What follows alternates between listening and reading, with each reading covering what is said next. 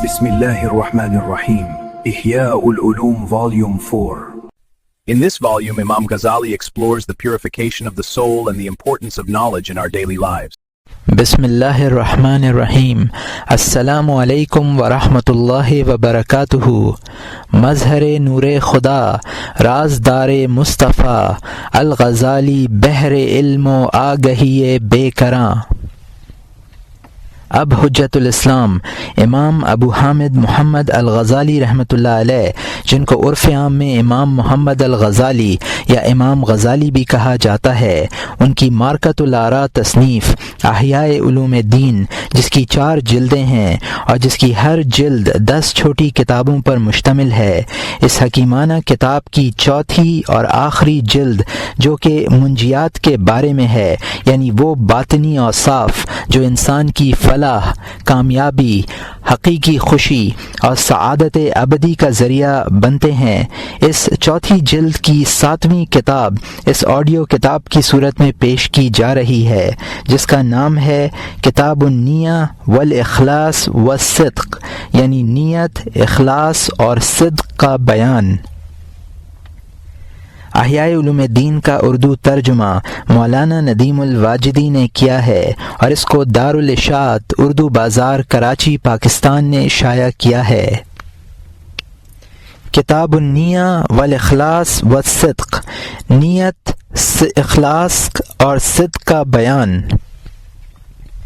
جاننا چاہیے کہ ارباب قلوب پر ایمان کی بصیرت اور قرآن کے نور سے یہ امر منکشف ہو چکا ہے کہ علم و عمل کے بغیر سعادت کا حصول ممکن نہیں ہے، اس لیے کہ تمام لوگ ہلاک ہونے والے ہیں سوائے اہل علم کے، اور تمام اہل علم ہلاک ہونے والے ہیں سوائے اصحاب عمل کے، اور تمام عمل والے ہلاک ہونے والے ہیں سوائے مخلصین کے، اور مخلصین بڑے خطرے میں ہیں۔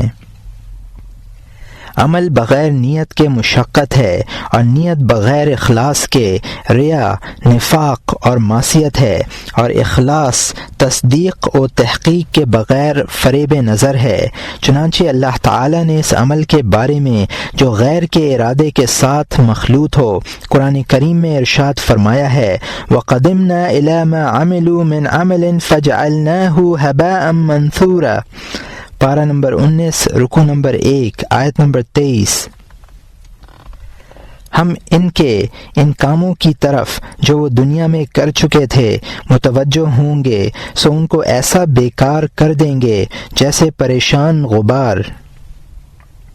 ہمیں نہیں معلوم کہ جو شخص نیت کی حقیقت سے واقف نہیں، وہ اپنی نیت کیسے درست کر سکتا ہے، اور وہ شخص جس نے اپنی نیت صحیح کر لی ہو کیسے مخلص ہو سکتا ہے۔ جو اخلاص کی معرفت نہیں رکھتا، یا وہ شخص جو صدق کے معنی نہیں جانتا، اپنے نفس سے صدق کا مطالبہ کیسے کر سکتا ہے۔ ہر بندے کی جو اللہ تعالی کی اطاعت و عبادت کرنا چاہے، پہلی ذمہ داری یہ ہے کہ وہ پہلے نیت کا علم حاصل کرے، پھر صدق و اخلاص کی معرفت حاصل کرے جو نجات اور سلامتی کا باعث ہیں، اس کے بعد عمل کے ذریعے نیت کی تصحیح کرے۔ ہم 3 الگ الگ ابواب میں ان تینوں امور پر گفتگو کرتے ہیں۔ پہلا باب، نیت کی فضیلت اور حقیقت۔ نیت کی فضیلت، اللہ تعالیٰ کا ارشاد ہے، وَلَا تَطْرُدِ الَّذِينَ يَدْعُونَ رَبَّهُمْ بِالْغَدَاةِ وَالْعَشِيِّ يُرِيدُونَ وَجْهَهُ، پارہ نمبر 7، رکوع نمبر 12، آیت نمبر 52۔ اور ان لوگوں کو نہ نکالیے جو صبح و شام اپنے پروردگار کی عبادت کرتے ہیں، جس سے خاص اس کی رضامندی کا قصد رکھتے ہیں۔ اس آیت میں ارادے سے نیت مراد ہے۔ سرکار دو عالم صلی اللہ علیہ وسلم ارشاد فرماتے ہیں، انما الاعمال بالنیات ولکل امرئ ما نوى فمن كانت هجرته الى الله ورسوله فهجرته الى الله ورسوله ومن كانت هجرته الى دنيا يصيبها او امرأة يتزوجها فهجرته إلى ما هاجر إليه۔ یہ بخاری و مسلم کی حدیث ہے جس کو عمر رضی اللہ عنہ نے روایت کیا ہے۔ اعمال کا دار و مدار نیتوں پر ہے۔ ہر شخص کو اس کی نیت کے مطابق ملے گا۔ جس شخص کی ہجرت اللہ اور اس کے رسول کی طرف ہوگی تو اس کی ہجرت اللہ اور اس کے رسول کی طرف ہوگی، اور جس شخص کی ہجرت دنیا کی طرف ہو کہ اسے ملے یا کسی عورت کی طرف ہو کہ اس سے شادی کرے تو اس کی ہجرت اس چیز کی طرف ہوگی جس کی طرف اس نے ہجرت کی ہے۔ ایک حدیث میں ہے، آپ صلی اللہ علیہ وسلم نے ارشاد فرمایا، اکثر شہدائی امتی اصحاب الفراش ورب قتیل بین الصفین اللہ اعلم بنیتی۔ یہ احمد کی حدیث ہے جس کو ابن مسعود رضی اللہ عنہ نے روایت کیا ہے۔ میری امت کے اکثر شہداء بستر والے ہوں گے اور میدان جنگ میں بہت سے قتل ہونے والوں کی نیت کا حال اللہ زیادہ جانتا ہے۔ قرآن کریم میں ارشاد فرمایا، ان یرید اصلاحا یوفق اللہ بینہما، پارہ نمبر 5 رکوع نمبر 3 آیت نمبر 35۔ اگر ان دونوں آدمیوں کو اصلاح منظور ہوگی تو اللہ تعالیٰ ان میاں بیوی میں اتفاق فرما دیں گے۔ اس آیت کریمہ میں نیت کو توفیق کا سبب قرار دیا ہے۔ ایک حدیث میں سرکار دو عالم صلی اللہ علیہ وسلم نے ارشاد فرمایا، ان اللہ لا ينظر الى صورکم واموالکم وانما ينظر الى قلوبکم واعمالکم۔ یہ مسلم کی حدیث ہے جس کو ابو ہریرہ رضی اللہ عنہ نے روایت کیا ہے۔ اللہ تعالیٰ تمہاری صورتوں اور مالوں کو نہیں دیکھتا بلکہ تمہارے دلوں اور اعمال کو دیکھتا ہے۔ دلوں کو اس لیے دیکھتا ہے کہ وہ نیت کا محل ہے۔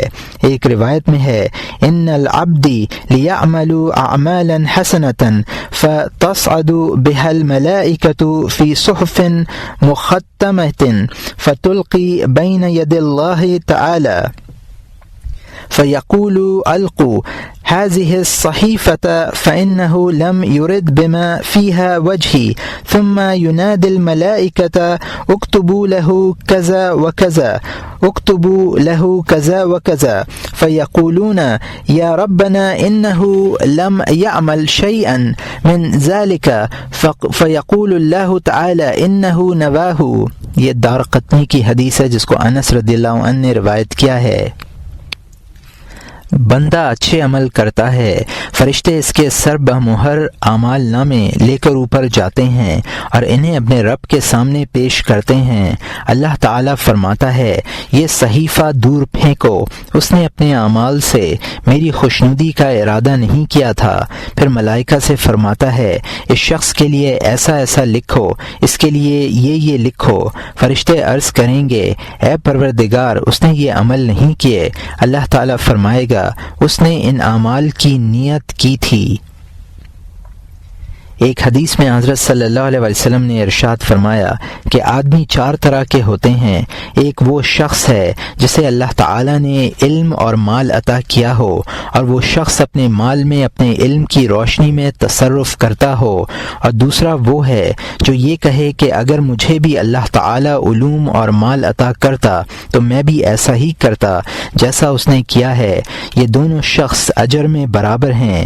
ایک شخص وہ ہے جسے اللہ تعالیٰ نے مال عطا کیا ہو، علم نہ دیا ہو، اور وہ اپنے جہل کے باعث اپنے مال میں بیجا تصرف کرتا ہو، اور دوسرا شخص یہ کہتا ہو کہ اگر اللہ تعالیٰ مجھے بھی مال عطا کرتا تو میں بھی ایسا ہی کرتا جیسا یہ شخص کرتا ہے۔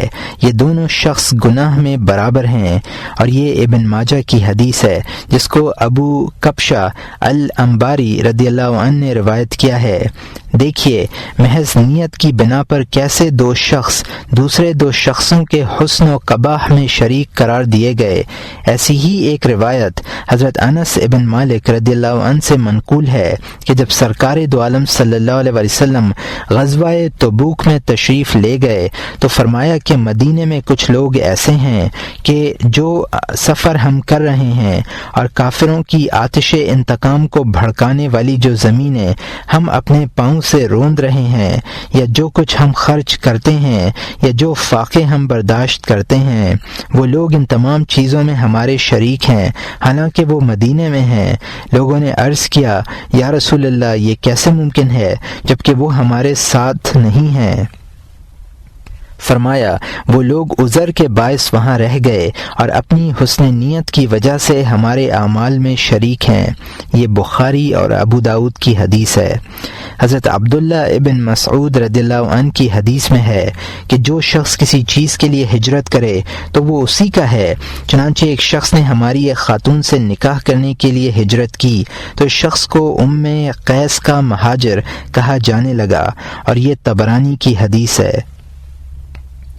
ایک روایت میں ہے کہ ایک شخص اللہ کی راہ میں مارا گیا اور قتیل حمار کے نام سے مشہور ہوا، کیونکہ وہ شخص اپنے حریف سے اس لیے لڑا تھا کہ اس سے اس کا گدھا چھین لے، چنانچہ مارا گیا اور اسی کی طرف منسوب ہوا۔ اور یہاں مترجم نے حاشیے میں لکھا ہے کہ مجھے یہ روایت موصولات میں نہیں ملی، البتہ ابو اسحاق فراوی نے سنن میں بطریق ارسال نقل کیا ہے، اور یہاں مترجم کا حاشیہ ختم ہوتا ہے۔ حضرت عبادہ کی روایت میں ہے کہ آپ نے ارشاد فرمایا جس شخص نے محض حصول مال کے لیے جہاد کیا اسے اس کی نیت کے مطابق ملے گا، اور یہ نسائی کی حدیث ہے جس کو عبادہ ابن صامت رضی اللہ عنہ نے روایت کیا ہے۔ حضرت ابی ابن قعب رضی اللہ عنہ فرماتے ہیں کہ میں نے ایک شخص سے کہا کہ وہ غزوہ میں میری مدد کے لیے چلے۔ اس شخص نے کہا اگر تم میری اجرت مقرر کر دو تو میں تمہارے ساتھ چلنے کے لیے تیار ہوں۔ چنانچہ میں نے اجرت مقرر کر دی اور وہ میری مدد کے لیے غزوہ میں شریک ہوا۔ میں نے اس کا تذکرہ سرکار دو عالم صلی اللہ علیہ وسلم کی جناب میں کیا۔ آپ صلی اللہ علیہ وسلم نے ارشاد فرمایا اس شخص کو دنیا و آخرت میں سے اسی قدر ملا ہے جس قدر تم نے مقرر کر دیا تھا، اور یہ طبرانی کی حدیث ہے۔ ایک اسرائیلی روایت میں ہے کہ ایک شخص قحط کے زمانے میں ریت کے ایک ٹیلے کے پاس سے گزرا۔ اس نے دل میں سوچا اگر یہ ریت غلہ بن جائے تو میں لوگوں کو تقسیم کر دوں۔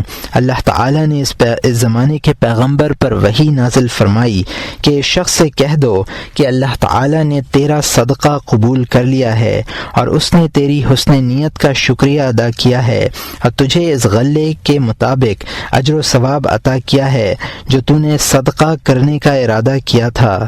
ایک روایت میں وارد ہوا ہے من ہم بحسنۃ ولم یعملها کتبت له حسنہ۔ یہ بخاری و مسلم کی حدیث ہے۔ جس شخص نے کسی نیکی کا ارادہ کیا اس کے لیے وہ نیکی لکھ دی گئی۔ حضرت عبداللہ ابن عمر رضی اللہ عنہ سے مروی ہے، ایک روایت میں ہے کہ جس شخص کی نیت صرف دنیا ہوتی ہے اللہ تعالی فقر و افلاس اس کی دونوں آنکھوں کے درمیان رکھ دیتا ہے اور وہ دنیا میں زیادہ راغب ہو کر دنیا سے جدا ہوتا ہے، اور جس شخص کی نیت آخرت ہوتی ہے اللہ تعالی اس کے دل میں استغنا پیدا کر دیتا ہے، اس کا سامان اس کے لیے جمع کر دیتا ہے اور وہ دنیا میں زاہد ہو کر رخصت ہوتا ہے۔ اور یہ ابن ماجہ کی حدیث ہے جس کو زید ابن ثابت رضی اللہ عنہ نے روایت کیا ہے۔ حضرت ام سلمہ رضی اللہ عنہ کی ایک روایت میں ہے کہ سرکار دو عالم صلی اللہ علیہ وسلم نے ایک ایسے لشکر کا ذکر کیا جو جنگل میں زیر زمین دھنستا ہوگا۔ حضرت ام سلمہ رضی اللہ عنہ نے عرض کیا ان میں وہ شخص بھی ہوگا جو زبردستی یا اجرت دے کر لشکر میں شامل کیا گیا تھا۔ آپ نے فرمایا ان کا حشر ان کی نیتوں پر ہوگا، اور یہ مسلم اور ابو داؤد کی حدیث ہے۔ حضرت عمر رضی اللہ عنہ کی ایک روایات میں ہے سرکار دو عالم صلی اللہ علیہ وسلم نے ارشاد فرمایا انما یقتتل المقتتلون علی النیات۔ یہ ابن ابی الدنیا کی حدیث ہے۔ آپس میں لڑنے والے اپنی اپنی نیتوں پر ایک دوسرے کو مارتے ہیں۔ ایک روایت میں ہے کہ جب دو لشکر برسرے پیکار ہوتے ہیں تو فرشتے اترتے ہیں اور مخلوق کے لیے ان کے درجات کے مطابق لکھتے ہیں کہ فلاں شخص دنیا کے لیے لڑتا ہے اور فلاں غیرت و حمیت کے لیے، فلاں تعصب کے لیے۔ خبردار کسی شخص کو شہید مت کہو۔ جو شخص اللہ تعالیٰ کا کلمہ بلند کرنے کے لیے لڑتا ہے صرف وہ شخص شہید ہے۔ اور یہ ابن المبارک کی حدیث ہے جس کو ابن مسعود رضی اللہ عنہ نے مرسلاً روایت کیا ہے، اور بخاری و مسلم کی حدیث ہے جس کو ابو موسیٰ رضی اللہ عنہ نے روایت کیا ہے۔ حضرت جابر بن عبداللہ رضی اللہ عنہ سرکار دو عالم صلی اللہ علیہ وسلم سے روایت کرتے ہیں کہ ہر شخص کو اسی حالت میں مبعوث کیا جائے گا جس حالت پر وہ مرا ہے، اور یہ مسلم کی حدیث ہے۔ احنف ابن ابی بکرہ رضی اللہ عنہ کہتے ہیں سرکار دو عالم صلی اللہ علیہ وسلم نے فرمایا، جب دو مسلمان لڑتے ہیں تو قاتل مقتول دونوں جہنم میں جاتے ہیں۔ صحابہ نے عرض کیا، یا رسول اللہ، قاتل کا جہنم میں جانا سمجھ میں آتا ہے لیکن مقتول کیوں جہنم میں جائے گا؟ فرمایا، اس لیے کہ اس نے اپنے حریف کو قتل کرنے کا ارادہ کیا تھا، اور یہ بخاری و مسلم کی حدیث ہے۔ حضرت ابو ہریرہ رضی اللہ عنہ کی روایت میں ہے، فرمایا، جو شخص کسی عورت سے مہر پر نکاح کرے اور اس کی ادائیگی کا ارادہ نہ رکھتا ہو تو وہ زانی ہے، اور جس شخص نے قرض لیا اور اس کی ادائیگی کی نیت نہ کی وہ چور ہے۔ اور یہ احمد کی حدیث ہے جس کو صہیب رضی اللہ عنہ نے روایت کیا ہے۔ ایک حدیث میں ہے کہ جس شخص نے اللہ کے لیے خوشبو لگائی وہ قیامت کے دن اس حال میں آئے گا کہ اس کی خوشبو مشک سے بھی زیادہ عمدہ ہوگی، اور جس شخص نے غیر اللہ کے لیے خوشبو لگائی وہ قیامت کے دن اس حال میں آئے گا کہ اس کی بو مردار کی بدبو سے زیادہ کریہ ہوگی۔ یہ ابو الولید الصغار کی حدیث ہے، اور اس کو اسحاق ابن ابی طلحہ رضی اللہ عنہ نے روایت کیا ہے۔ حضرت عمر ابن الخطاب رضی اللہ عنہ فرماتے ہیں، بہترین عمل یہ ہے کہ اللہ کے فرائض ادا کیے جائیں، اس کے محرمات سے اجتناب کیا جائے، اور جو کچھ اللہ تعالیٰ کے پاس ہے اس میں نیت درست رکھی جائے۔ سالم ابن عبداللہ نے حضرت عمر ابن عبدالعزیز رحمۃ اللہ علیہ کو اپنے خط میں لکھا، جاننا چاہیے اللہ تعالیٰ بندے کی مدد اس کی نیت کے مطابق کرتا ہے، جس کی نیت مکمل ہوتی ہے اس کی مدد بھی پوری ہوتی ہے، اور جس کی نیت ناقص ہوتی ہے اس کی مدد بھی ناقص ہوتی ہے۔ ایک بزرگ فرماتے ہیں کہ بہت سے چھوٹے اعمال کو نیت بڑا کر دیتی ہے اور بہت سے بڑے اعمال کو نیت چھوٹا کر دیتی ہے۔ داؤد طائی رحمۃ اللہ علیہ فرماتے ہیں، جس نیک شخص کی نیت درست ہوتی ہے اگر اس کے تمام اعضاء دنیا سے متعلق ہو جائیں تو اسے اس کی نیک نیتی کی طرف نیک نیتی کی طرف بڑھا دیتی ہے، اور جاہل کا حال اس کے برعکس ہے۔ حضرت سفیان ثوری رحمۃ اللہ علیہ فرماتے ہیں، پچھلے لوگ اعمال کے لیے نیت سیکھتے تھے جس طرح تم آج عمل سیکھتے ہو۔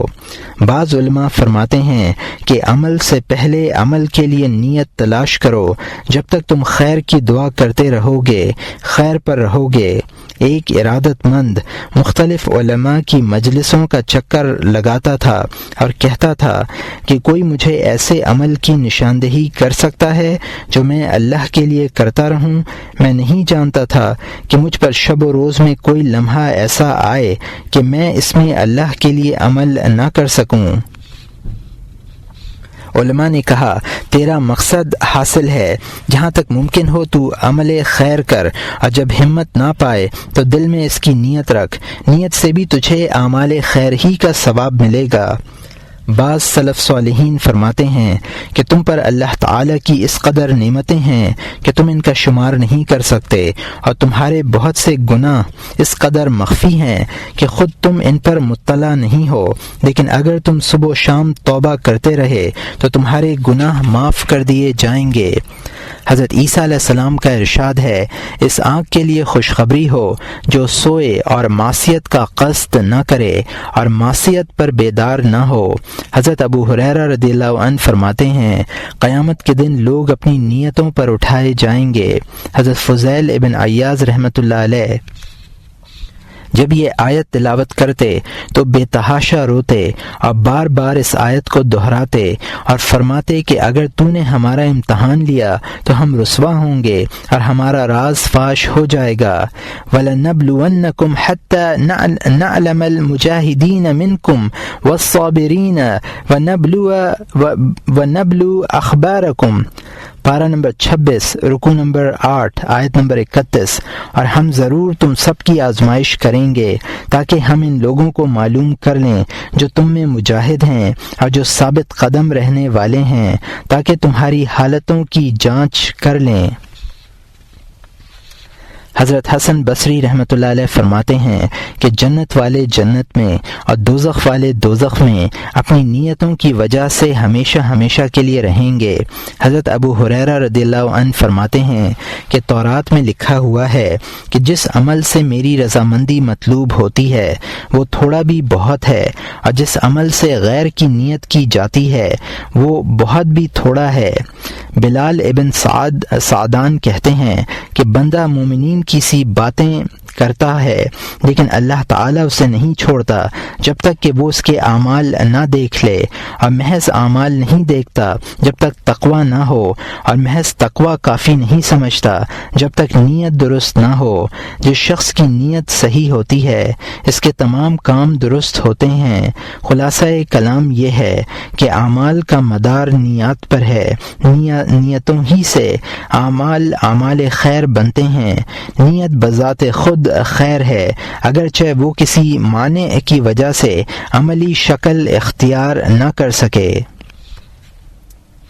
نیت کی حقیقت جاننا چاہیے کہ نیت، ارادہ اور قصد ایک ہی معنی کے حامل مختلف الفاظ ہیں، اور وہ دل کی ایک ایسی حالت یا کیفیت سے عبارت ہے جسے دو امر گھیرے ہوئے ہیں، ایک علم اور دوسرا عمل۔ علم پہلے ہوتا ہے کیونکہ یہ اس حالت کی اصل اور شرط ہے، اور عمل اس کے بعد ہوتا ہے کیونکہ وہ اس کی فرع اور ثمرہ ہے، اور اس کی وجہ یہ ہے کہ ہر عمل یعنی ہر اختیاری حرکت و سکون تین امور سے پایہ تکمیل کو پہنچتا ہے، علم، ارادے اور قدرت سے، کیونکہ انسان کسی ایسی چیز کا ارادہ نہیں کر سکتا جسے وہ نہ جانتا ہو، اور نہ کوئی ایسا عمل کر سکتا ہے جس کا ارادہ نہ کیا ہو۔ اس سے معلوم ہوا کہ ارادہ ضروری ہے۔ ارادے کے معنی ہیں دل میں کسی ایسے امر کی تحریک ہونا جو حال یا مال میں غرض کے موافق ہو۔ انسان کی تخلیق کچھ اس طرح عمل میں آتی ہے کہ بعض امور اس کے موافق بنائے گئے ہیں اور بعض مخالف، اس لیے یہ ضروری ہے کہ وہ ان امور کے حصول کی طرف راغب ہو جو اس کے موافق ہیں، اور ان امور کو رفع کرے جو اس کے مخالف ہیں۔ موافق اور مخالف میں تمیز کے لیے مفید اور مضر اشیاء کے ادراک اور معرفت کی ضرورت ہے۔ چنانچہ جو شخص کسی عذاب سے واقف نہیں ہوتا یا آنکھوں سے نہیں دیکھتا، اس کے لیے غذا کا استعمال ممکن نہیں ہے۔ اس طرح یہ بھی ممکن نہیں کہ کوئی شخص آگ کو دیکھے بغیر فرار ہو جائے۔ اسی لیے اللہ تعالی نے معرفت اور ہدایت پیدا کی ہے اور اس کے لیے اسباب بنائے ہیں جنہیں ظاہری اور باطنی حواس کہتے ہیں۔ پھر یہ کافی نہیں ہے کہ آدمی محض غذا سے واقف ہو جائے اور اس کی موافقت پر مطلع ہو جائے یا اسے آنکھوں سے دیکھ لے، بلکہ یہ بھی ضروری ہے کہ اس غذا کی طرف رغبت بھی ہو، نفس کا میلان اور شہوت بھی ہو۔ چنانچہ مریض غذا کا مشاہدہ بھی کرتا ہے اور یہ بھی جانتا ہے کہ غذا اس کی غرض کے موافق ہے، مگر اس کے باوجود وہ کھاتا نہیں ہے کیونکہ قوت محرک موجود نہیں ہے اور دل میں رغبت کا فقدان ہے۔ پھر یہ رغبت اور تحریک بھی کافی نہیں ہے، بلکہ بعض اوقات آدمی کھانے کا مشاہدہ بھی کرتا ہے اور اسے کھانا بھی چاہتا ہے لیکن معذور ہونے کے باعث کھا نہیں پاتا۔ اس کے لیے قدرت اور متحرک اعضاء پیدا کیے گئے تاکہ غذا کے تناول کا عمل مکمل ہو سکے۔ اعضاء قدرت سے حرکت کرتے ہیں اور قدرت محرک کی منتظر رہتی ہے۔ محرک علم و معرفت یا ظن و اعتقاد کے تابع ہے، یعنی جب یہ معلوم ہو جاتا ہے کہ فلاں امر میرے موافق ہے اور اس کا کرنا ضروری ہے اور کوئی معارض محرک موجود نہیں ہوتا، تب ارادہ پیدا ہوتا ہے اور میلان ظاہر ہوتا ہے، اور جب ارادہ ہوتا ہے تو قدرت اعضاء کو حرکت دیتی ہے۔ گویا قدرت ارادے کی خادم ہے اور ارادہ اعتقاد اور معرفت کے حکم کے تابع ہے۔ اس تفصیل سے ثابت ہوا کہ نیت ایک درمیانی وصف کا نام ہے، اور اس کا حاصل یہ ہے کہ غرض کے موافق امور کی طرف نفس کا میلان اور رغبت کا دل میں پیدا ہونا، خواہ وہ امور حال میں موافق ہوں یا معال میں۔ یہاں پہلا محرک غرض مطلوب ہے، اسی کو باعث کہتے ہیں، اور یہی غرض نیت کیا ہوا مقصد ہے، اور ابھرنے کے عمل کو مقصد اور نیت کہتے ہیں، اور ارادے کی خدمت کے لیے قدرت کے اعضاء کو حرکت دینا عمل ہے۔ تاہم عمل کے لیے قدرت کبھی ایک باعث سے برانگیختہ ہوتی ہے اور کبھی ایسے دو باعثوں سے جو ایک ہی فعل میں جمع ہو جاتے ہیں، اور اگر دو باعثوں سے قدرت برانگیختہ ہو تو کبھی یہ صورت ہوتی ہے کہ ہر باعث تنہا قدرت کو برانگیختہ کرنے پر قادر ہوتا ہے اور کبھی عاجز ہوتا ہے، یہاں تک کہ دونوں کا اجتماع نہ ہو۔ کبھی ایک باعث کافی ہو جاتا ہے مگر دوسرا باعث اس کا معاون بنتا ہے۔ اس طرح کل 4 قسمیں بنتی ہیں۔ ہم ان چاروں کی الگ الگ مثال اور نام بیان کرتے ہیں۔ پہلی قسم نیت خالص۔ پہلی قسم یہ ہے کہ تنہا ایک باعث ہو، جیسے کسی انسان پر کوئی درندہ حملہ کر دے، چنانچہ جب وہ اسے دیکھتا ہے ایک دم اپنی جگہ سے اٹھ جاتا ہے۔ یہاں درندے سے بھاگنے کے علاوہ کوئی دوسرا محرک موجود نہیں ہے، کیونکہ اس نے درندے کو دیکھا ہے اور اسے اپنے لیے مضر جانا ہے۔ چنانچہ درندے کو دیکھ کر اس کے دل میں فرار کا داعیہ پیدا ہوا ہے اور اس کی رغبت نے جنم لیا ہے۔ اسی داعیے اور رغبت کے بموجب قدرت نے بھی اپنا عمل کیا ہے۔ اس صورت میں یہی کہا جائے گا کہ شخص کی نیت محض درندے سے فرار ہے، کھڑے ہونے میں دوسری کوئی نیت نہیں ہے۔ ایسی نیت کو خالص کہتے ہیں، اور اس نیت کے مطابق عمل کرنے کو اخلاص سے تعبیر کیا جاتا ہے، یعنی یہ ایک ایسا عمل ہے جس میں غیر کی شرکت اور امتزاج نہیں ہے۔ دوسری قسم رفاقت بواعث۔ دوسری قسم یہ ہے کہ دو بواعث یکجا ہو جائیں اور دونوں اپنی جداگانہ حیثیت میں محرک ہوں اور اس میں ایک دوسرے کے محتاج نہ ہوں۔ محسوسات میں اس کی مثال یہ ہے کہ دو آدمی کسی وزن کو اٹھانے پر اپنی وہ قوت استعمال کریں کہ اگر تنہا ہوتے تب بھی اتنی قوت صرف کر کے اٹھا سکتے تھے، اور پیش نظر بحث کے مطابق مثال یہ ہے کہ کسی شخص سے اس کا کوئی تنگ دست عزیز کچھ مانگے اور وہ اس کے فقر اور قرابت کے باعث اس کی حاجت روائی کر دے، جبکہ وہ یہ بات جانتا ہے کہ اگر مانگنے والا تنگ دست نہ ہوتا تب بھی قرابت کے باعث میں اس کی حاجت روائی ضرور کرتا، یا قریب نہ ہوتا تو محض تنگ دستی کے باعث اس کی ضرورت پوری کرتا، اور دل میں اس امر کا یقین ہو کہ اگر اس سے کسی مالدار رشتہ دار نے بھی کچھ مانگا تو وہ اسے ضرور دے گا، اور اگر کسی مفلس اجنبی نے کچھ طلب کیا تو وہ اسے منع نہیں کرے گا۔ اس کی مثال یہ بھی ہے جیسے کسی شخص کو ڈاکٹر کھانے کا پرہیز بتلائے اور اتفاق سے عرفے کا دن ہو جس میں وہ روزہ رکھتا ہے، چنانچہ اس نے روزہ رکھ لیا اور دل میں یہ خیال ہے کہ اگر عرفہ نہ ہوتا تب بھی وہ بطور پرہیز کھانا ترک کرتا، اور اگر حکیم پرہیز تجویز نہ کرتا تب بھی وہ عرفہ کا روزہ ضرور رکھتا۔ اب اتفاق سے دونوں باعث جمع ہو گئے ہیں، اس لیے اس نے فعل پر اقدام کیا۔ یہاں دوسرا باعث پہلے باعث کا مددگار اور رفیق ہے، اس لیے ہم اس قسم کو مرافقت بواعث کہہ سکتے ہیں۔ تیسری قسم مشارکت۔ تیسری قسم یہ ہے کہ دونوں میں سے کوئی تنہا کسی عمل کا محرک نہ ہو بلکہ ان دونوں کے مجموعے سے قدرت کو تحریک ہوتی ہو۔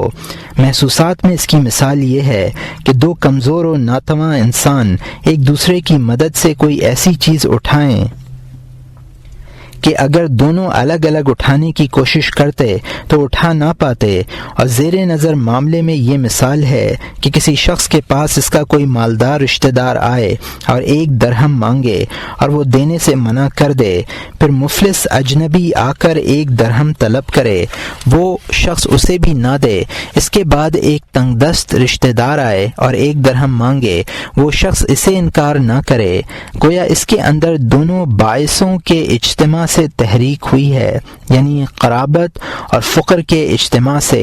اس کی ایک مثال یہ ہے کہ کوئی شخص لوگوں کے سامنے ثواب اور تعریف دونوں غرضوں کے لیے صدقہ کرے، اگر تنہا ہوتا تو محض ثواب کی نیت سے ہرگز نہ دیتا، یا محض تعریف مقصد نہ ہوتی، اور کوئی ایسا فاسق دستے طلب دراز کرتا جسے صدقہ دینے میں کوئی فائدہ نہ ہوتا تو وہ محض تعریف کے لیے اسے ہرگز نہ دیتا، بلکہ جب یہ دونوں مقصد جمع ہوئے تب دل میں صدقہ کی تحریک ہوئی۔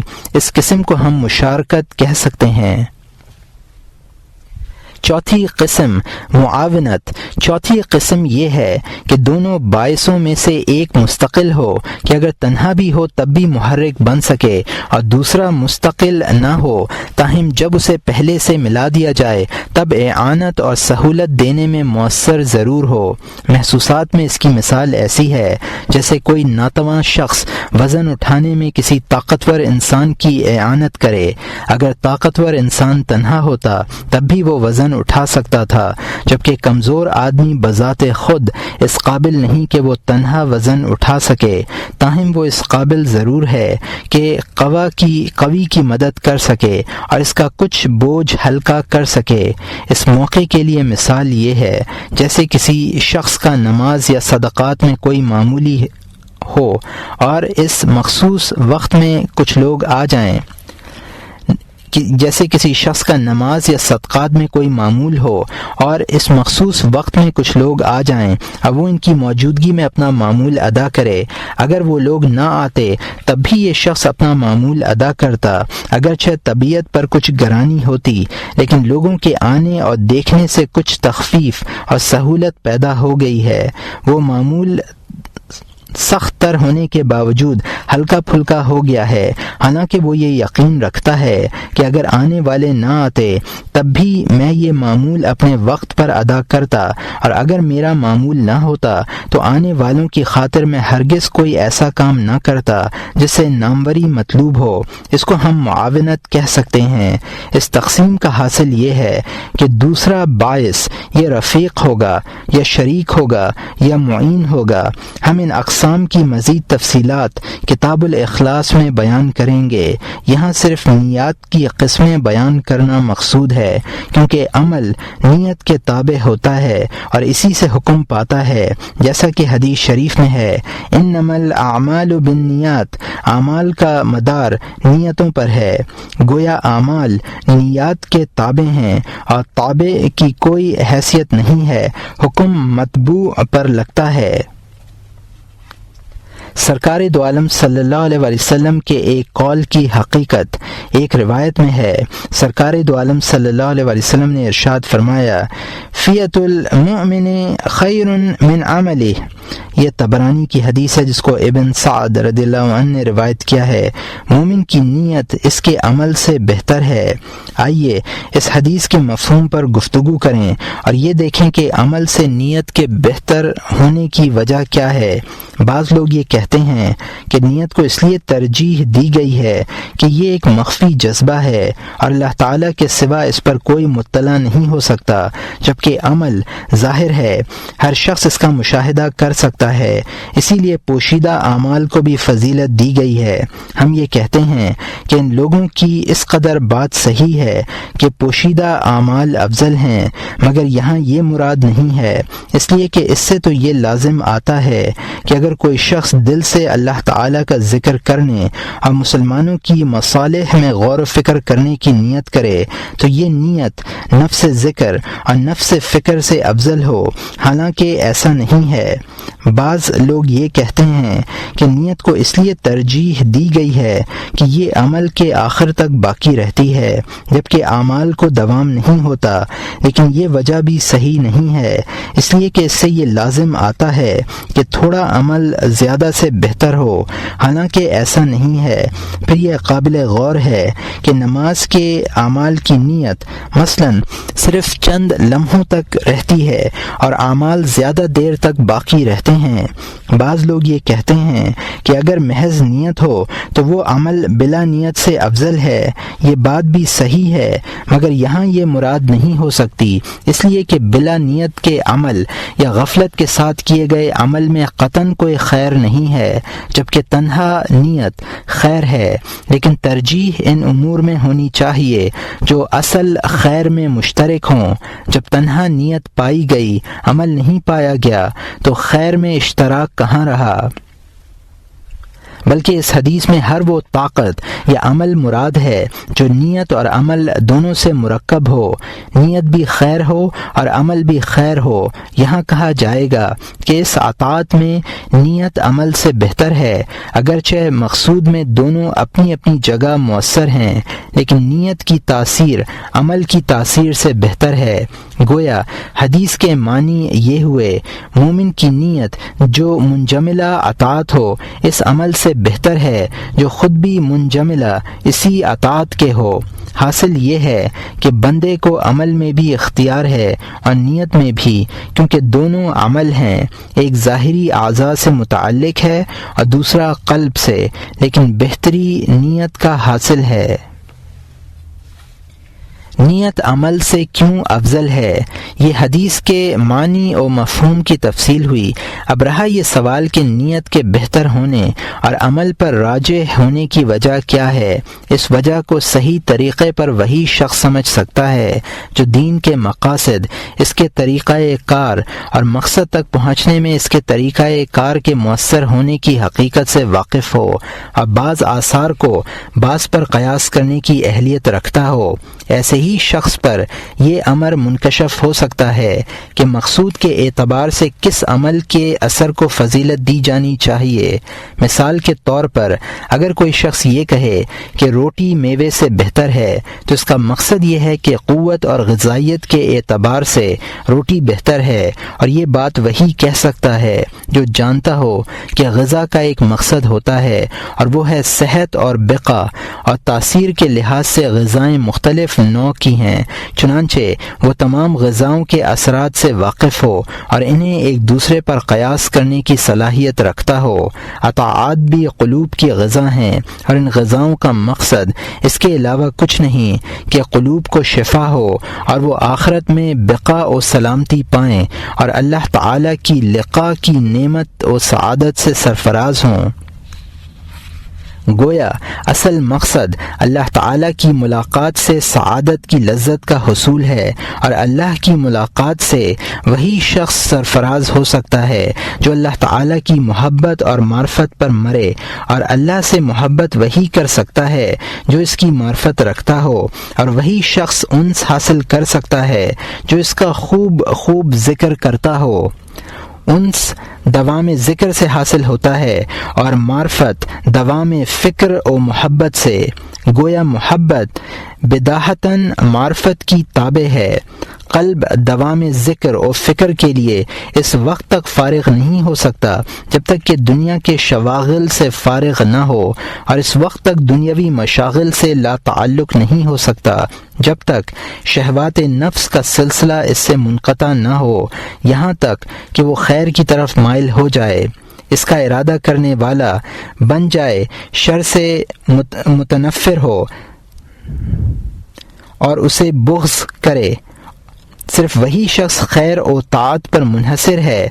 جیسے عقل مند انسان فساد و حجامت پر اس لیے مائل ہوتا ہے کہ اس کی سلامتی صحت اور بقائے جسم فساد و حجامت پر موقوف ہے۔ جب معرفت سے اصل میلان حاصل ہوتا ہے تو عمل سے اس کو تقویت ملتی ہے، اس لیے کہ صفات قلب کے مقتضی پر عمل کرنا ان صفات کے لیے غذا اور قوت کے قائم مقام ہے۔ اعمال کے ذریعے یہ صفات قلب میں گہرائی تک راسخ ہوتی ہیں اور اچھی طرح جم جاتی ہیں، چنانچہ طلب علم یا طلب جاہ کی طرف مائل ہونے والے شخص کا میلان ابتدا میں ضعیف ہوتا ہے، لیکن جب وہ میلان کے تقاضوں پر عمل کرتا ہے اور علم میں مشغول ہوتا ہے یا حصول اقتدار کے لیے تدابیر کرتا ہے تو وہ میلان راسخ ہو جاتا ہے اور اس کے لیے اس سے چھٹکارا پانا دشوار ہو جاتا ہے۔ اگر ابتدا ہی میں میلان کے خلاف کرتا ہے تو وہ بتدریج کمزور پڑنے لگتا ہے، یہاں تک کہ ختم بھی ہو جاتا ہے۔ چنانچہ اگر کوئی شخص کسی خوبصورت انسان کو دیکھے تو پہلی بار دیکھنے سے اس کی رغبت ضعیف ہو جاتی ہے، لیکن اگر اس رغبت کے موجب پر عمل کرتے ہوئے اس کے پاس بیٹھنے، اس سے ملنے جلنے، گفتگو کرنے اور اسے دیکھنے پر مواظبت کرے تو وہ رغبت اتنی پختہ ہو جائے گی کہ اپنے اختیار سے بھی باہر نکل جائے گی۔ لیکن اگر ابتدا ہی میں نفس کو رغبت سے الگ رکھے گا اور اس کے موجب پر عمل نہیں کرے گا تو یہ ایسا ہوگا جیسے کوئی شخص غذا کا سلسلہ موقوف کر دے۔ ظاہر ہے کہ اس سے جسم نحیف و نزار اور کمزور ہی ہوگا۔ یہی حال قلب کے میلان کا ہوتا ہے۔ جب اسے عمل کی غذا نہیں ملتی تو وہ آہستہ آہستہ کمزور ہو کر معدوم ہو جاتا ہے۔ تمام صفات کا یہی حال ہے۔ تمام اعمال خیر اور تمام طاعات سے آخرت مطلوب ہوتی ہے اور تمام شرور سے دنیا مطلوب ہوتی ہے، آخرت مطلوب نہیں ہوتی۔ اخروی خیرات کی طرف نفس کے میلان اور دنیاوی شرور سے اس کے انصراف سے قلب ذکر و فکر کے لیے فارغ ہو جاتا ہے، لیکن اسے دوام اس وقت حاصل ہوتا ہے جب اعمال خیر اور طاعات پر مواظبت ہوتی ہے اور اعضاء معاصی سے اجتناب کرتے ہیں، اس لیے کہ جوارح اور قلب کے درمیان ایک رشتہ ہے۔ اس رشتے کی بنا پر ایک کا اثر دوسرے تک پہنچتا ہے۔ چنانچہ جب کسی عضو میں کوئی تکلیف ہوتی ہے یا زخم لگتا ہے تو دل میں تکلیف ہوتی ہے، اور جب دل کو کسی عزیز قریب کے مرنے یا کسی خوفناک واقعے سے تکلیف ہوتی ہے تو اعضاء بھی متاثر ہوتے ہیں۔ کبھی بدن لرزنے لگتا ہے، کبھی رنگ متغیر ہو جاتا ہے، کبھی بھوک پیاس اڑ جاتی ہے۔ اعضاء اور دل میں صرف اس قدر فرق ہے کہ دل ایک امیر اور حاکم کی حیثیت رکھتا ہے، اور اعضاء اور دل میں صرف اس قدر فرق ہے کہ دل ایک امیر اور حاکم کی حیثیت رکھتا ہے اور اعضاء خادم اور رعایا کی طرح ہیں۔ ان کی خدمت اور اطاعت سے دل کی صفات راسخ اور پختہ ہوتی ہیں۔ خلاصہ ایک کلام یہ ہے کہ دل مقصود ہے اور اعضاء آلات ہیں، ان کے ذریعے مقصد تک پہنچا جاتا ہے۔ چنانچہ سرکار دو عالم صلی اللہ علیہ وسلم ارشاد فرماتے ہیں، ان فی الجسد مضغۃ اذا صلح لها سائر الجسد۔ یہ بخاری و مسلم کی حدیث ہے جس کو نعمان ابن بشیر رضی اللہ عنہ نے روایت کیا ہے۔ جسم میں ایک لوتھڑا ہے، اگر وہ صحیح ہوتا ہے تو اس کی وجہ سے تمام جسم صحیح ہوتا ہے۔ اللہم اصلح الرائی والرعیتی، اے اللہ رائی اور رعیت کو درست رکھیے۔ اور یہاں مترجم نے حاشیے میں لکھا ہے کہ یہ روایت پہلے بھی گزری ہے، اور یہاں مترجم کا حاشیہ ختم ہوتا ہے۔ یہاں رائی سے مراد قلب ہے۔ اللہ تعالیٰ کا ارشاد ہے، لن ینال اللہ لحومها ولا دماؤها ولكن يناله التقوى منکم، پارہ نمبر 17 رکوع نمبر 12 آیت نمبر 27۔ اللہ تعالیٰ کے پاس نہ ان کا گوشت پہنچتا ہے اور نہ ان کا خون، لیکن اس کے پاس تمہارا تقوی پہنچتا ہے۔ تقوی قلب کی صفت ہے، اس لیے یہ ضروری ہوا کہ قلب کے اعمال اعضاء کی حرکات سے افضل ہوں۔ پھر یہ ضروری ہوا کہ نیت ان سب سے افضل ہو، لیکن نیت سے مراد خیر کی طرف قلب کی رغبت اور ارادہ ہے، اور اعمال جوارح سے ہمارا مقصد یہ ہے کہ قلب ارادہ خیر کا عادی بن جائے اور اس میں خیر کی رغبت پختہ ہو جائے، تاکہ وہ دنیاوی شہوات سے خالی ہو کر ذکر و فکر میں پوری طرح منہمک ہو سکے۔ اعمال میں افضلیت کا مدار غرض پر ہے، اور چونکہ نیت سے یہ غرض حاصل ہو رہی ہے اس لیے فضیلت نیت ہی کے حق میں ہوگی۔ اس کی مثال ایسی ہے جیسے کسی شخص کے معدے میں درد ہو اور طبیب اس کے لیے معدے کے ظاہری حصہ حصے پر مالش کرنے کے لیے روغن اور پینے کے لیے دوا تجویز کرے جو براہ راست معدے میں پہنچتی ہے، ظاہر ہے یہاں پینے والی دوا روغن مالش سے بہتر ہوگی، اگرچہ روغن سے بھی درد کا ازالہ مقصود ہے، لیکن جو دوا براہ راست معدے میں پہنچ کر مؤثر ہوگی اور درد زائل کرے گی وہ زیادہ نافع قرار دی جائے گی اور مقصود کے لحاظ سے زیادہ مفید ہونے کی بنا پر اسے روغن کے مقابلے میں بہتر کہا جائے گا۔ یہی حال اطاعات کی تاثیر کا ہے۔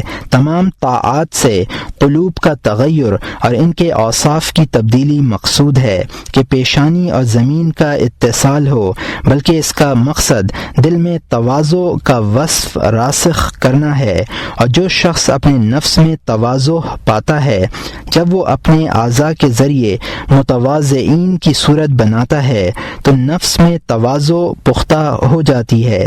اسی طرح جس شخص کے دل میں ترحم کا جذبہ ہوتا ہے اور وہ یتیم کے سر پر ہاتھ پھیرتا ہے اور اس کی پیشانی کو بوسہ دیتا ہے تو اس عمل سے اس کی صفت ترحم مزید پختہ ہو جاتی ہے۔ عمل بغیر نیت کے اسی لیے قطعاً مفید نہیں ہوتا، کیونکہ جو شخص یتیم کے سر پر ہاتھ پھیرتا ہے اور اس کا دل غافل ہوتا ہے یا وہ بقا ہے کہ اس کا ہاتھ کپڑے کے اوپر ہے، اس کا اثر اعضاء سے منتشر ہو کر قلب تک نہیں پہنچتا۔ اسی طرح جو شخص غفلت کے ساتھ سجدہ کرتا ہے اور اس کا دل دنیاوی مال و متاع میں مشغول ہوتا ہے تو محض زمین پر پیشانی رکھ دینے سے دل پر کوئی اثر نہیں ہوتا، بلکہ اس طرح کے سجدوں کا ہونا نہ ہونا برابر ہے، بلکہ حقیقت یہ ہے کہ نیت کے بغیر عبادت باطل ہے۔ یہ بطلان بھی اس صورت میں ہے جبکہ سجدہ غفلت میں کیا ہو، اگر ریا کے طور پر کیا یا اس سے کسی شخص کی تعظیم مقصود تھی تو نہ صرف یہ کہ سجدے باطل ہوں گے بلکہ ایک اور خرابی بھی لازم آئے گی، گویا جس صفت کی تاکید مقصود تھی وہ سرے سے حاصل ہی نہیں ہوئی اور جس صفت کا ازالہ مطلوب تھا وہ اور راسخ ہو گئی۔ عمل سے نیت اسی لیے بہتر ہوتی ہے۔ امید ہے کہ اس تفصیل سے سرکار دو عالم صلی اللہ علیہ وسلم کے ارشاد کی علت بخوبی واضح ہو گئی ہوگی۔ اس گفتگو سے سرکار دو عالم صلی اللہ علیہ وسلم کے اس ارشاد گرامی کی حقیقت بھی واضح ہو جاتی ہے۔ من ہما بحسنۃ فلم یعملها کتبت لہ حسنہ، جس شخص نے کسی نیکی کا ارادہ کیا اور اس پر عمل نہیں کیا تو اس کے لیے ایک نیکی لکھی جائے گی۔ اس لیے کہ قلب کسی نیکی کا اسی وقت ارادہ کرتا ہے جب وہ خیر کی طرف مائل ہوتا ہے اور ہوائے نفس اور حب دنیا سے انحراف کرتا ہے، اور یہ اعلیٰ درجے کی نیکی ہے۔ عمل کے ذریعے اس نیکی کی تکمیل اور تاکید ہو جاتی ہے۔ چنانچہ قربانی کا خون اس لیے نہیں بہایا جاتا کہ اللہ تعالیٰ کو گوشت یا خون مطلوب ہے، بلکہ مقصود یہ ہے کہ دل دنیا کی محبت سے خالی ہو اور اللہ تعالیٰ کی خوشنودی کے لیے دنیاوی مال و متاع خرچ کر سکتا ہے، اور یہ صفت اس وقت حاصل ہو جاتی ہے جب دل میں نیت اور ارادہ پیدا ہوتا ہے، اگرچہ عمل اور نیت کے درمیان کوئی رکاوٹ پیدا ہو جائے۔ چنانچہ قرآن کریم میں ہے لن ینال اللہ لحومها ولا دماؤها ولكن يناله التقوى منكم، پارہ نمبر 17 رکوع نمبر 12 آیت نمبر 27۔ اللہ کے پاس نہ ان کا گوشت پہنچتا ہے اور نہ ان کا خون، لیکن اس کے پاس تمہارا تقوی پہنچتا ہے۔ جیسا کہ روایات میں مذکور ہے تقوی کا محل قلب ہے، اور اس حقیقت سے بھی یہی مراد ہے جو پہلے گزری ہے، اور جس میں مدینے میں مقیم کچھ ایسے افراد کا ذکر ہے جو بعض اعذار کی بنا پر سرکار دو عالم صلی اللہ علیہ وسلم کی معیت میں جہاد کے لیے سفر نہ کر سکے، لیکن انہیں بھی مجاہدین کے برابر ثواب ملا کیونکہ وہ جہاد میں شرکت کی نیت رکھتے تھے اور اللہ کا کلمہ بلند کرنے کے لیے شہادت پانے کے متمنی تھے۔ کفار و مشرکین سے برسر پیکار ہونے کے سلسلے میں جو جذبات سفر جہاد میں جانے والوں کے دلوں میں تھے، بالکل وہی جذبات ان لوگوں کے دلوں میں بھی موجزن تھے جو جسموں کے ذریعے شرکت نہ کر سکے، اور شرکت نہ کرنے کے سلسلے میں جو اسباب رکاوٹ بنے وہ قلب سے خارج تھے۔ اس گفتگو سے وہ تمام احادیث سمجھ میں آ جائیں گی جن میں نیت کی فضیلت وارد ہے۔ تمہیں ان احادیث کو ہماری گفتگو کی روشنی میں ان معانی سے مطابق کر کے دیکھنا چاہیے جو ہم نے بیان کیے ہیں۔ انشاءاللہ تم پر ان احادیث کے اسرار منکشف ہو جائیں گے۔ نیت کے اعمال کی تفصیل۔ اعمال کی بہت سی قسمیں ہیں، جیسے فعل، قول، حرکت و سکون، جلب منفعت، دفع مضرت اور فکر و ذکر وغیرہ۔ یہ قسمیں اتنی زیادہ ہیں کہ ان کا احاطہ نہیں کیا جا سکتا، لیکن بحیثیت مجموعی ان کی 3 قسمیں کی جا سکتی ہیں: معاصی، طاعات اور مناجات۔ نیت کی بنا پر ان تینوں اقسام میں جو تغیر واقع ہوتا ہے یہاں اس پر گفتگو کی جاتی ہے۔ پہلی قسم معاصی۔ نیت سے معاصی میں کوئی تغیر واقع نہیں ہوتا۔ حضرت صلی اللہ علیہ وسلم کے اس ارشاد مبارک انما الاعمال بالنیات، اعمال کا دار و مدار نیات پر ہے، سے جاہل کو یہ گمان نہ کرنا چاہیے کہ مذکورہ بالا حدیث شریف عموم پر محمول ہے، اور یہ کہ اگر نیک نیتی کے ساتھ کوئی گناہ کیا جائے تو اس پر مواخذہ نہیں ہوگا یا وہ معصیت اطاعت میں تبدیل ہو جائے گی۔ اگر کوئی شخص ایسا سوچتا ہے تو یہ اس کی بہت بڑی غلطی ہے۔ مثلا ایک شخص کی دل جوئی کے لیے کسی دوسرے کی غیبت کرنا، یا کسی فقیر کو غیر کا مال دے دینا، یا حرام مال سے مسجد، مدرسہ اور سرائے تعمیر کرانا، اور یہ سمجھنا کہ میں اچھے کام کر رہا ہوں اور مجھے ان پر ثواب عطا کیا جائے گا، یہ تمام باتیں جہالت کی ہیں۔ نیت سے کوئی ظلم انصاف میں نہیں بدلتا اور نہ حرمت حلت میں تبدیل ہوتی ہے، بلکہ مقتضائے شرع کے خلاف ان اعمال پر خیر کی نیت کرنا ایک الگ معصیت ہوگی اور اس پر دوہرا عذاب ہوگا۔ اگر کوئی شخص جان بوجھ کر ایسا کرتا ہے تو اسے شریعت کا مخالف، معاند اور دشمن تصور کیا جائے گا، اور اگر نادانستگی میں اس سے یہ فعل سرزد ہوتا ہے تو اسے جہالت کی معصیت کا مرتکب قرار دیا جائے گا، کیونکہ علم حاصل کرنا ہر مسلمان پر فرض ہے۔ شریعت ہمیں خیر و شر کا فرق بتلاتی ہے اور ان اعمال کی نشاندہی کرتی ہے جو خیر ہیں یا شر ہیں، دونوں میں بڑا فرق ہے۔ پھر یہ کیسے ممکن ہے کہ شر خیر میں بدل جائے؟ اصل میں آدمی کے دل میں مخفی شہوتیں اور باطنی خواہشات اس طرح کے خیالات پیدا کرتی ہیں۔ جب وہ جاہ کا طالب ہوتا ہے اور یہ چاہتا ہے کہ لوگوں کے قلوب اپنی طرف مائل کرے تو شیطان اس موقع سے بڑا فائدہ اٹھاتا ہے، اس کے دل میں یہ خیال القاء کرتا ہے کہ اگر نیت اچھی رکھی جائے تو برے اعمال بھی اچھے ہو جاتے ہیں۔ اسی لیے حضرت سہل تستری فرماتے ہیں اللہ تعالیٰ کی کوئی معصیت جہالت کی معصیت سے بڑھ کر نہیں ہے۔ لوگوں نے عرض کیا اے ابو محمد، کیا آپ کوئی ایسی چیز بھی جانتے ہیں جو جہل سے بڑی ہو؟ فرمایا اپنی جہالت سے جاہل ہونا جہل سے بھی سخت تر معصیت ہے۔ سہل تستری رحمۃ اللہ علیہ کا یہ ارشاد برحق ہے، اس لیے کہ جہل کی جہالت تعلیم و تعلم کا دروازہ قطعی طور پر مسدود کر دیتی ہے۔ چنانچہ جو شخص اپنے بارے میں اس غلط فہمی کا شکار ہے کہ وہ تعلیم یافتہ ہے، وہ علم کیوں حاصل کرے گا؟ اسی طرح علم کو خدا تعالی کی اطاعت کا وسیلہ بنانا تمام اطاعتوں میں افضل ہے، اور علم کا علم اصل علم ہے، جیسے جہل کا جہل اصل جہل ہے۔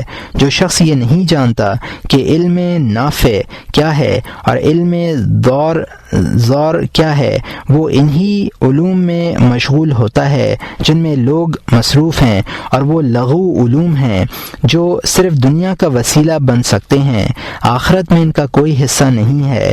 ان لغو اور بیکار علوم میں مشغول ہونا جہالت کی اصل اور فساد عالم کا نقطۂ آغاز ہے۔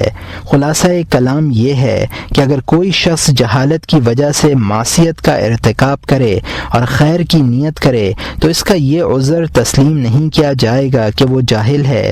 تاہم اگر کوئی شخص نیا اسلام میں داخل ہوا ہو اور اسے علم دین سیکھنے کی مہلت نہ ملی ہو تو اس کا عذر قابل قبول ہوگا۔ اللہ تعالیٰ کا ارشاد ہے فَاسْأَلُوا أَهْلَ الذِّكْرِ إِن كُنتُمْ لَا تَعْلَمُونَ، پارہ نمبر 14 رکوع نمبر 12 آیت نمبر 43۔ سو اگر تم کو علم نہیں تو اہل علم سے پوچھ لو۔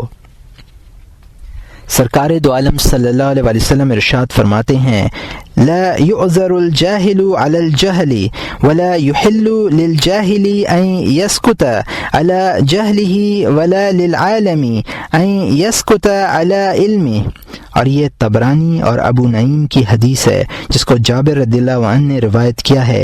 جاہل اپنے جہل پر معذور نہیں سمجھا جائے گا اور نہ جاہل کے لیے یہ جائز ہے کہ وہ اپنے جہل پر خاموش رہے اور نہ عالم کے لیے جائز ہے کہ وہ اپنے علم پر سکوت اختیار کرے۔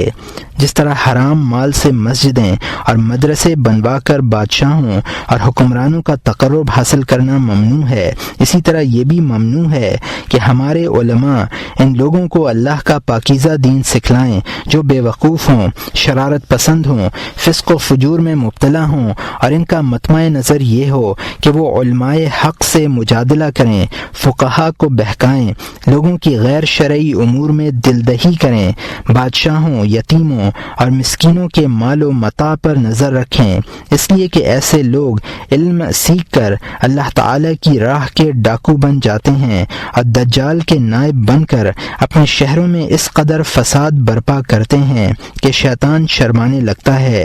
یہ لوگ نفسانی خواہشات کے اسیر ہوتے ہیں، تقوی سے دور ہوتے ہیں۔ جو لوگ انہیں دیکھتے ہیں وہ اللہ تعالی کی معصیت پر جری ہو جاتے ہیں، اور جو ان سے علم حاصل کرتے ہیں وہ بھی استاد کی اتباع کرتے ہیں اور ان کے نقش قدم پر چل کر اس سلسلہ فساد کو دراز کرنے کا باعث بنتے ہیں اور اپنے علم کو شر کا وسیلہ بناتے ہیں۔ بعد میں آنے والوں کا تمام وبال اسی شخص پر رہتا ہے جو ان سب کا متبوع اور معلم اول ہے، جس نے اپنی فساد نیت کے باوجود انہیں علم سکھلایا اور اپنے اقوال، افعال، لباس، طعام اور مسکن میں خدا تعالی کی نافرمانی کا مشاہدہ کر کے انہیں معصیت میں مبتلا کرتا ہے۔ یہ عالم مر جاتا ہے لیکن اس کے آثار دنیا میں ہزاروں سال تک منتشر رہتے ہیں۔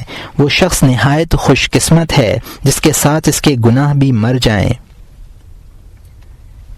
حیرت ہے، ایسے علماء یہ کہتے ہیں کہ ہماری نیت صحیح ہے، اعمال کا مدار نیتوں پر ہے، ہم تو علم دین پھیلانا چاہتے ہیں۔ اب اگر کوئی شخص اسے غلط مقاصد کے لیے استعمال کرتا ہے اور وسیلہ فساد بناتا ہے، یا ہم سے علم حاصل کر کے خود گمراہ ہوتا ہے یا دوسروں کو گمراہ کرتا ہے، تو اس میں ہمارا کیا قصور ہے؟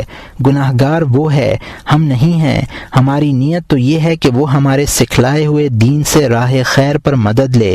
ان علماء کا یہ عذر صحیح نہیں ہے، بلکہ ان کی جاہ طلبی، خواہش اقتدار اور جذبہ حب ریاست پر دلالت کرتا ہے۔ وہ مخدوم بننا چاہتے ہیں، انہیں اپنے علم کی زیادتی پر تکبر ہے۔ شیطان ان امور کو اس پرانے فریب سے مشتبہ کر دیتا ہے۔ لیکن کیا یہ لوگ ہمارے سوال کا جواب دے سکتے ہیں کہ اگر کوئی شخص کسی راہزن کو تلوار دے، گھوڑا اور دوسرے تمام لوازمات مہیا کرے اور اسے اس کے مقصود پر پوری مدد دے اور یہ کہے کہ میں سخاوت کی نیت سے دے رہا ہوں، یا اور سخاوت ان اخلاق کریمہ میں سے ہے جو اللہ تعالیٰ کو محبوب ہیں، اور میں یہ چاہتا ہوں کہ یہ شخص اس تلوار سے اور اس گھوڑے سے اور جو کچھ ساز و سامان میں نے اسے دیا ہے اس سے جہاد فی سبیل اللہ میں مدد لے۔ ظاہر ہے اللہ کی راہ میں جہاد کرنے والوں کو اگر یہ سامان دیا جائے تو اس میں بڑا ثواب ہے، لیکن اگر وہ شخص اس سامان کو رہزنی میں استعمال کرے تو یہ اس کا قصور ہے، وہ خود اس کی سزا بھگتے گا۔ ظاہر ہے ہر صاحب علم اس کا جواب یہی دے گا کہ شخص کا عمل غلط ہے، کیونکہ تمام فقہا بالاتفاق رہزنوں کو رہزنی کے وسائل مہیا کرنے کو حرام کہتے ہیں، اگرچہ سخاوت اللہ تعالیٰ کا سب سے زیادہ محبوب خلق ہے، جیسا کہ سرکار دو عالم صلی اللہ علیہ وسلم نے ارشاد فرماتے ہیں ان اللہ تعالی ثلاثمائة خلق من تقرب الیہ بواحد منها دخل الجنة واحبها الیہ السخاء۔ اللہ تعالیٰ کے 300 اخلاق ہیں، جو شخص ان میں سے کسی ایک سے بھی تقرب حاصل کرتا ہے وہ جنت میں جاتا ہے۔ ان میں اللہ تعالیٰ کا محبوب ترین خلق سخاوت ہے۔ اور یہاں مترجم نے حاشیے میں لکھا ہے کہ یہ روایت کتاب المحبت و شوق میں گزری ہے، اور یہاں حاشیہ ختم ہوتا ہے۔ اس کے باوجود سخاوت کو حرام قرار دیا، اور یہ ضروری قرار دیا کہ پہلے اس شخص کے حال کا قرینہ دیکھ لیا جائے جو تمہاری سخاوت کا مستحق بن رہا ہے۔ اگر تم یہ جان گئے ہو کہ وہ رہزن ہے اور ہتھیار لے کر رہزنی کرے گا تو تم پر اس کا ہتھیار چھیننا واجب ہے، بجائے اس کے کہ تم اسے اور مسلح کرو۔ اور علم بھی ایک ہتھیار ہے، اس کی مدد سے شیطان کا خون کیا جاتا ہے اور دشمنان خدا کی زبانیں خاموش کی جاتی ہیں۔ بعض اوقات اہل علم اپنی نفسانی خواہشات کے باعث دشمنان خدا کی مدد کر بیٹھے ہیں۔ علم سکھلانے سے پہلے تمہیں یہ دیکھ لینا چاہیے کہ وہ شخص اس کا اہل ہے یا نہیں۔ اگر کوئی شخص دنیا کو دین پر ترجیح دیتا ہو اور نفسانی خواہشات کے حصول دنیا اور تکمیل خواہشات کا وسیلہ بنا لے۔ پہلے زمانے کے بزرگوں کا طریقہ یہ تھا کہ وہ اپنے مسترشدین، تلامذہ اور مجالس میں آمد و رفت رکھنے والوں کے حالات کا تفحص کرتے تھے اور ان کے کردار کے نگراں رہتے تھے۔ اگر کبھی کسی سے نقل میں بھی کوئی غلطی سرزد ہو جاتی تو اس کا اعتبار چھوڑ دیتے تھے، خاطرداری اور تعظیم ترک کر دیتے تھے، اور اگر یہ دیکھتے کہ وہ شخص بدکاری کا مرتکب ہوا ہے یا حرام کھاتا ہے تو اسے اپنی مجلس سے نکال دیتے تھے، اس سے اپنا ہر تعلق منقطع کر لیا کرتے تھے۔ چہ جائی کا اس بدکماش اور بداتوار شخص کو علم دین کے ہتھیار سے مسلح کرتے، کیونکہ وہ جانتے تھے کہ جو شخص کوئی مسئلہ سیکھتا ہے اور اس پر عمل نہیں کرتا اور اسے غیر کا ذریعہ بناتا ہے، وہ علم کو صرف وسیلہ شر بناتا ہے۔ اکابرین سلف بدکار علماء سے پناہ مانگتے تھے، جاہل بدکاروں سے انہوں نے پناہ نہیں مانگی۔ حضرت امام احمد ابن حنبل رحمۃ اللہ علیہ کی خدمت میں ایک شخص اکثر حاضری دیا کرتا تھا۔ ایک مرتبہ وہ شخص آیا تو آپ نے اس پر کوئی توجہ نہیں دی، بلکہ اس سے اعراض فرمایا اور منہ پھیر لیا۔ اس شخص نے اعراض کا سبب دریافت کیا۔ آپ نے کافی اصرار کے بعد بتلایا کہ میں نے سنا ہے کہ تو نے اپنے گھر کی دیوار اپنے قد کے برابر بلند کر لی ہے اور سڑک سے مٹی لی ہے جو مسلمانوں کی ملکیت ہے، اس لیے اب تیرے لیے یہ جائز نہیں کہ تو علم کی نقل میں مشغول ہو۔ بزرگان سلف اپنے تلامذہ کے احوال پر اس طرح نظر رکھتے تھے، یہ امور شیطان پر اور اس کے متبعین پر مخفی رہتے ہیں، اگرچہ وہ سر سے پیر تک عبائیں زیبتن کیے ہوئے ہیں اور ان کی آستینیں نہایت کشادہ ہیں، زبانیں دراز ہیں، خوش گلو اور خوش گفتار ہیں، علم کے خزانے رکھتے ہیں، اگرچہ ان کے پاس وہ علوم نہیں جن سے مخلوق خدا کو دنیا سے ڈرایا جاتا ہے اور آخرت کی ترغیب دی جاتی ہے، البتہ ان کے پاس ان علوم کے وافر خزانے موجود ہیں جو دنیا میں مروج ہیں اور جن کے ذریعے حرام مال جمع کیا جاتا ہے اور لوگوں سے احترام کرایا جاتا ہے، ہم سروں اور ہم اثروں پر برتری حاصل کی جاتی ہے۔ اس تمام گفتگو کا حاصل یہ ہے کہ معاصی سے حدیث انما الاعمال بالنیات کا کوئی تعلق نہیں ہے، بلکہ اعمال کی باقی دو قسموں طاعات اور مباحات سے ہے، کیونکہ طاعت نیت سے معصیت بن جاتی ہے، اسی طرح مباح عمل بھی نیت سے معصیت اور طاعت بن جاتا ہے، لیکن معصیت نیت سے اطاعت نہیں بنتی، البتہ معصیت میں نیت کی تاثیر اس کے برعکس ہے، اور وہ یہ ہے کہ جو شخص معصیت سے خیر کی نیت کرتا ہے اسے معصیت کا گناہ الگ ہوتا ہے اور نیت کا وبال الگ۔ اس کا بیان کتاب التوبہ میں گزر چکا ہے۔